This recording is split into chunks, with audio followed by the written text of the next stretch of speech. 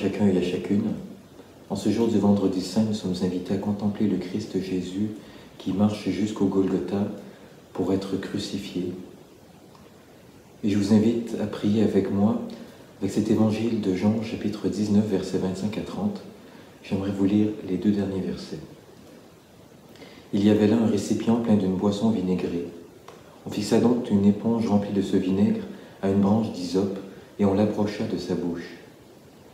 Quand il y eut pris le vinaigre, Jésus dit « Tout est accompli ». Puis inclinant la tête, il remit l'esprit. Donc bonjour, je m'appelle Jonathan Boulian, je suis frère consacré de la communauté du Chemin Neuf, je suis originaire du Canada et j'aimerais vous partager aujourd'hui comment est-ce que le Seigneur me permet de porter ma croix avec lui à travers l'expérience de la maladie. Donc, il y a 2 ans, j'ai été hospitalisé dans le sud de la France parce que j'avais le côté gauche de mon corps qui était complètement engourdi, presque paralysé en réalité. Et lorsque je me suis présenté aux urgences, les médecins m'ont expliqué qu'il y avait 3 possibilités. Ou bien j'étais en train de faire un AVC, ou bien j'avais une tumeur au cerveau, ou bien j'avais la sclérose en plaques. Donc, réalisant pas la gravité vraiment de ce qui était en train de m'être annoncé, je faisais un peu des blagues aux médecins, je leur disais « mais c'est génial, j'ai toujours voulu avoir une maladie comme ça dans ma vie ». Mais rapidement, je me suis rendu compte que c'était très grave en fait. Et j'ai eu 36 heures étendu sur un brancard avant d'avoir quelques résultats que ce soit. Et j'ai eu le temps de réfléchir un peu et de réaliser ce qui était en train de se passer. Et pendant ces 36 heures, j'ai surtout prié en réalité. Et l'une des premières choses qui est montée en moi, c'est une certaine révolte envers le Seigneur.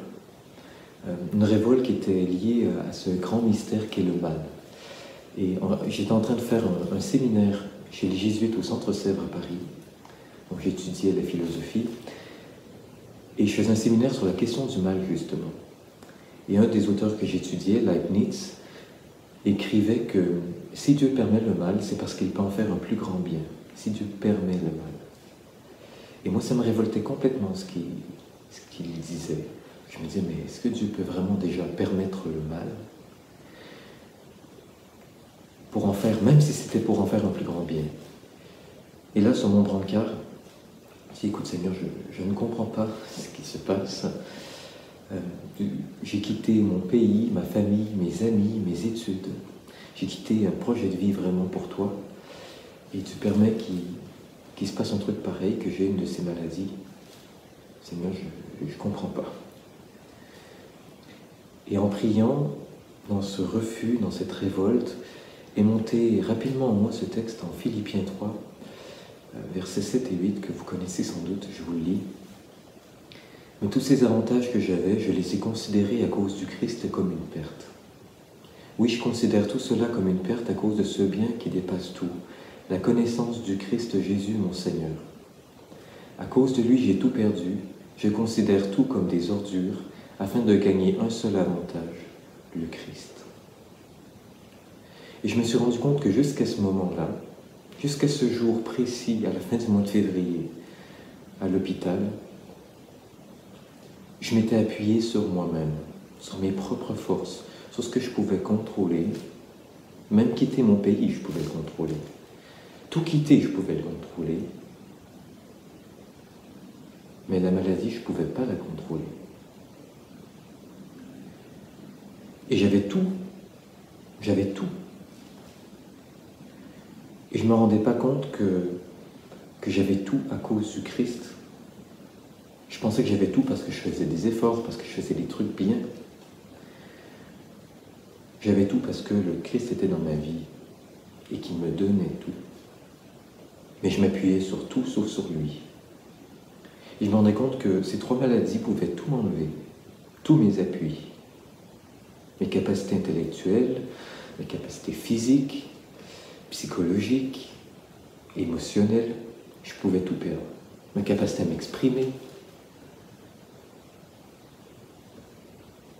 Mais que tout ça, c'était finalement des ordures, à côté du seul bien qui est la connaissance de Jésus, ma relation personnelle avec le Christ. Et j'ai compris qu'un AVC, une tumeur au cerveau, la sclérose en plaques, pouvait tout m'enlever, sauf le Christ. Et donc sur mon brancard, là, pendant ces 36 heures, j'ai eu le temps de lâcher prise. Mais avant de pouvoir le faire, j'ai dit au Seigneur, Seigneur, je ne comprends pas comment c'est possible que je puisse avoir cette maladie, quelle qu'elle soit. Je ne comprends pas, mais je sais et je crois profondément que tu es amour. Alors, je ne me sens pas vraiment avoir le choix, mais je te dis oui, Seigneur. Je ne sais pas encore laquelle c'est, mais je te dis oui, parce que je n'ai pas envie de la vivre sans toi, cette maladie.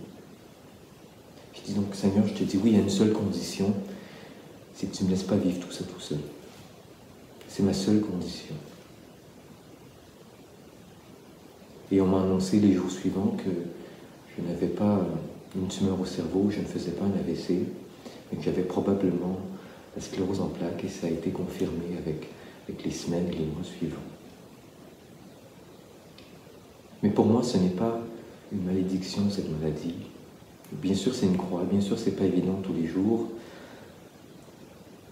mais je peux la vivre avec le Christ, et le Christ ne m'a pas lâché. Il ne m'a jamais lâché.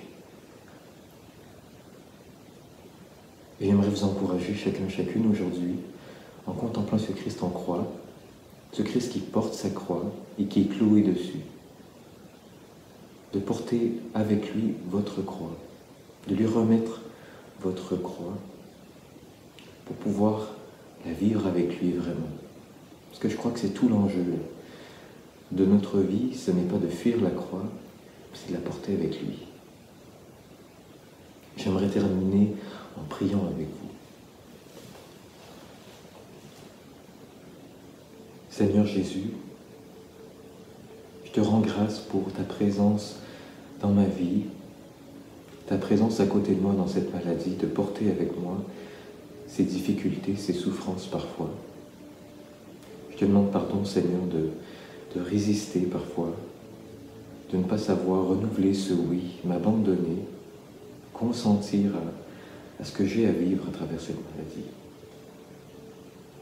Et je te demande vraiment, Seigneur, cette grâce pour chacun d'entre nous, de pouvoir nous abandonner à toi, de pouvoir te remettre cette croix, de la porter avec toi, de vivre ce que nous avons à vivre jusqu'au bout avec toi. Amen.